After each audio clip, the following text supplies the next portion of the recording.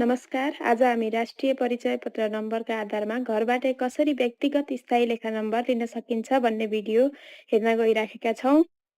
सर्वप्रथम आन्तरिक राजस्व विभागको वेबसाइट www.ird.gov.np मा जानुहोस् र वेबसाइटमा रहेको करदाता पोर्टलमा क्लिक गर्नुहोस्। त्यसपछि रजिस्ट्रेसन मेनुको प्लस साइनमा क्लिक गर्नुहोस्।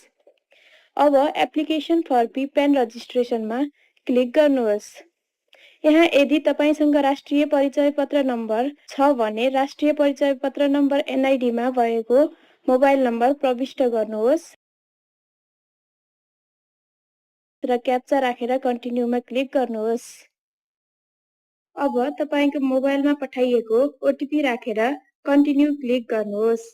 त्यसपछि व्यक्तिगत स्थायी लेखा नम्बर दर्ताका लागि तपाईलाई पाएक पर्ने आरका छनौट गर्नुहोस्।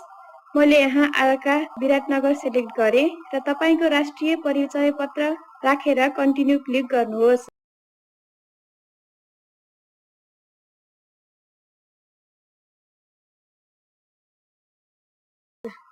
अब यहाँ तपाईको विवरण आरका विराटनगरमा दर्ता हुनेछ। के तपाई अघि बढ्न चाहनुहुन्छ भन्ने पपअप मेसेज आउँछ। यसमा यस क्लिक गर्नुहोस्। अब तपाई पर्सनल इन्फर्मेसन सेक्सनमा पुग्नुहुन्छ। यहाँ तपाईको नाम, जन्ममिति, राष्ट्रियता, फोटो लगायत बेसिक पर्सनल इन्फर्मेसन NID बाट अटोमेटिकली फेच भएर आउनेछ। यहाँ बासिन्दाको प्रकार छनौट गरेर नेक्स्टमा क्लिक गर्नुहोस्। अब तपाई एड्रेस सेक्सनमा पुग्नुहुन्छ। यहाँ तपाईको स्थायी ठेगाना NID बाट अटोमेटिकली फेच भएर आउँछ। तपाईले यदि NID मा भएको भन्दा फरक मोबाइल नम्बर राख्न चाहनुहुन्छ भने यहाँ मोबाइल नम्बर परिवर्तन पनि गर्न सक्नुहुन्छ।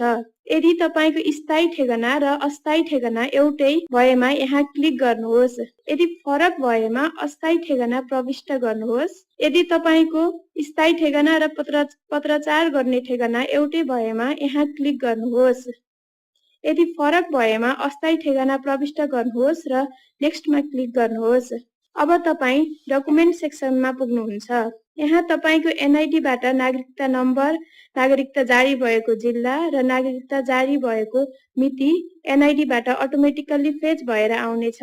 फेरि नेक्स्टमा क्लिक गर्नुहोस्। अब तपाई रिलेटिभ्सको इन्फर्मेसन राख्ने सेक्सनमा पुग्नुहुन्छ।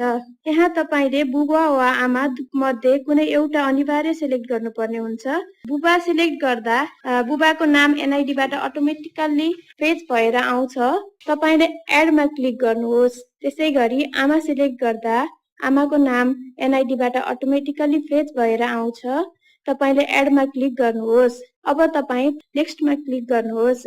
अब तपाई फाइनान्शियल इन्फर्मेसन राख्ने सेक्सनमा पुग्नुहुन्छ। यो सेक्सन म्यान्डेटरी भने छैन। यहाँ तपाईले सोर्स अफ इन्कम, प्रोफेसन र बैंक अकाउन्ट इन्फर्मेसन राखेर नेक्स्टमा क्लिक गर्नुहोस्। अब तपाई प्रिभ्यू सेक्सनमा पुग्नुहुन्छ।